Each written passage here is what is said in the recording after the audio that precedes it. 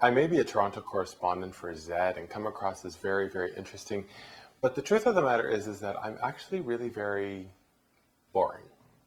You see, oftentimes I just resort to gimmicks like sparklies and glitter and such to just glam it up a bit, just to cover it up.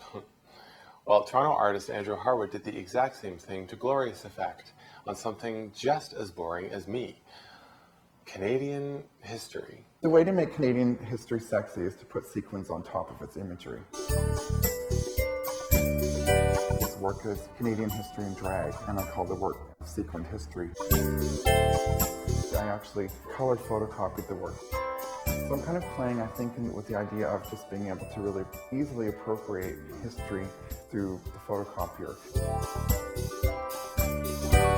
What I've done is taken colored sequins and very carefully glued every single one of them on. Actually, myself and a bunch of friends. I didn't do all the work myself. I'm neurotic, but I'm not that neurotic.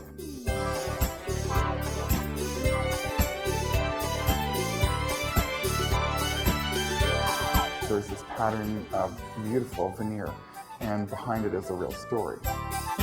About the same time that I was sort of discovering who I was sexually, saw a television show about SM and gay sex life in New York City, and also at the same time in my hometown, Wyerton, Ontario, they were taking out the railroad tracks.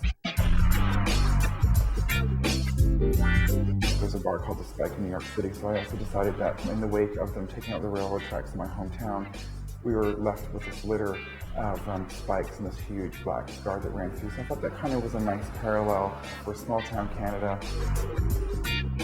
I think Canadians can make their history sexier by reading a lot more. And reading Pierre Berton, for example, he's somebody who I think has been overlooked in some ways.